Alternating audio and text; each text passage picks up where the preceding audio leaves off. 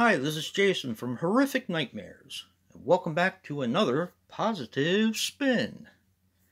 Now today we're going to be talking about New Year's Evil. My relationship with this film. I used to rent it a lot when I was younger, and I had it on a taped tape. And I actually bought it when it first came out on Scream Factory because this has been one of my favorite movies for quite a while. Yeah, I watch it probably once a year around New Year's. And let's put a positive spin on New Year's Evil. I know it's not as hated as a lot of the other films we do, but it still doesn't get, I don't think it gets the respect it deserves. I love the theme song for it that makes its appearance throughout most of the film. And to kind of tie in with that, I like the other music as well because the house band kind of acts as the soundtrack for the film. And I think that's a really cool way to do things. I mean, you have punk, you have blues, you have heavy metal. It's really cool. The killer, is calm, cool, and collected. I like his look, and I know a lot of people have a problem with the fact that they kind of show you who he is right away.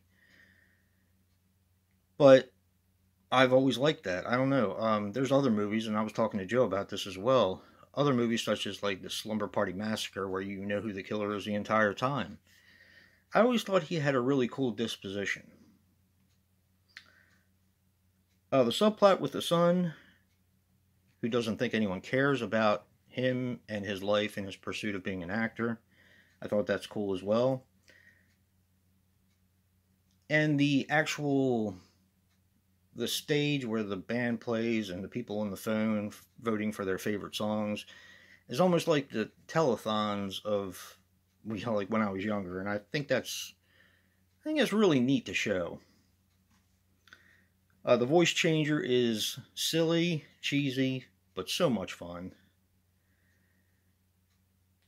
It's awesome how the mental patients dancing kind of mirror the people dancing at the telethon that Blaze is hosting.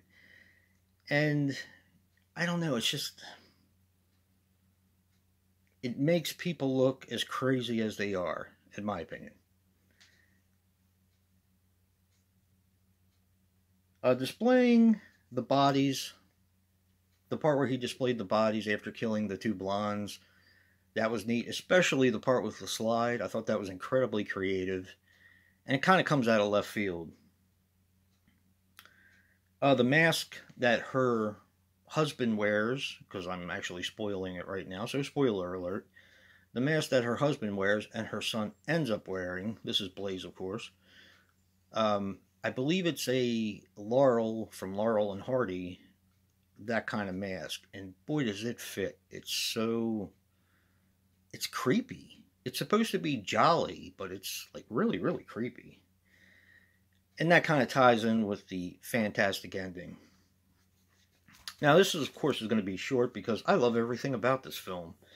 To me, everything about this film is a positive, from the slasher elements to the cheesiness of the 80s slashers. This is almost like a time capsule, not only of the 80s, and I remember saying that before, but of the 70s and the 80s. It almost feels like you're going from 1979, and then when New Year's hits, you're going right into 1980. Almost like a perfect time capsule of those two decades. And I don't think anything else comes close. Now, of course, this is not my favorite slasher of all time, but it is in my top 20 of all time favorite slashers. And there has been so many, especially in the 80s, that, to me, this is something special. And I never really understood the hate. But yeah, this is actually out of print now. But Kino Lorber did release a version of this. I'm not sure how it is, or if it has more special features, or, exactly what it has on it, but I'm glad somebody else released it, because this is one that, if you're a slasher fan like I am, it should be in everybody's collection. I've always felt that way. And that's my positive spin on New Year's Evil. Don't forget to check out Joe's video, and if you like what you see in here, hit that like button and subscribe. And until next time, Happy New Year's Evil.